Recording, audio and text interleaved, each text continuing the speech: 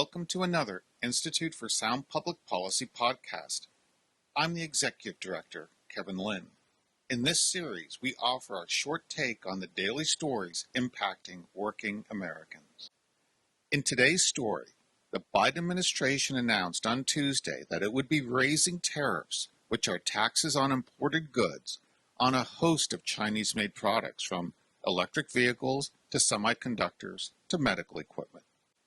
The largest tariff hike was on electric vehicles, quadrupling tariffs from 25% to 100%. Both Joe Biden and Donald Trump support tariffs on Chinese electric vehicles, albeit for different reasons. In fact, one of President Biden's first trade moves in 2021 was to reimpose a Trump-era tariff.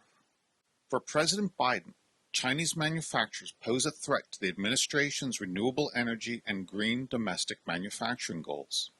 The administration plans to strongly nudge American automakers and consumers towards making and buying electric cars. Earlier in April, the Environmental Protection Agency finalized a rule requiring 56% of automobiles to be electric by 2032. As for President Trump, he is less concerned with the EV rule and sees the issue of electric vehicles as more about protecting American auto jobs from China. Moreover, Trump's proposed policy would go further, calling for tariffs on Chinese electric vehicles that move through Mexico or are made in Mexico. BYD, the largest Chinese electric vehicle maker, has already announced plans to build in Mexico, meaning its cars would face only a 2.5% tariff. Trump appears committed to not allow the nose of that camel to enter the tent. We believe the Biden administration's decision on EV tariffs was the right move and was more proactive than reactive. Although Chinese-made EVs make up 1% of the U.S. electric car market, Chinese automakers have moved quickly to gain market dominance in other regions. Because BYD receives Chinese government subsidies, it has a big pricing advantage in Asian and European car markets.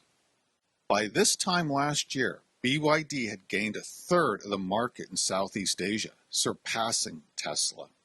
However, more can and should be done to protect America's electric vehicle industry, an issue even Democrats in Rust Belt states agree on. Ohio Senator Sherrod Brown went so far as to say, "Tariffs are not enough. We need to ban Chinese EVs from the U.S., period."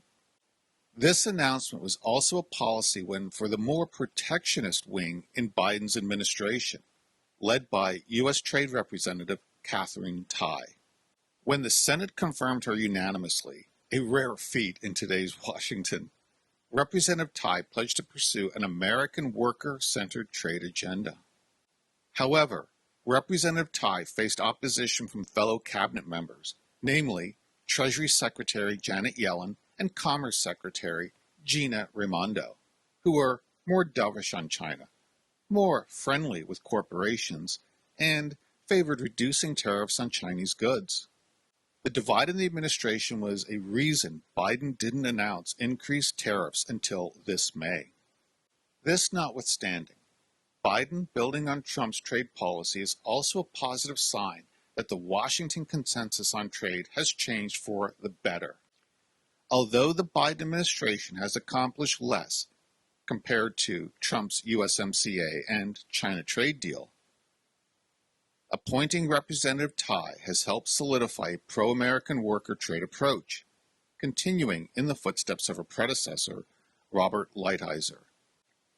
Instead of two political parties fighting to sell out American workers on trade, we now have two parties fighting to outdo one another to benefit American workers, manufacturing, and production.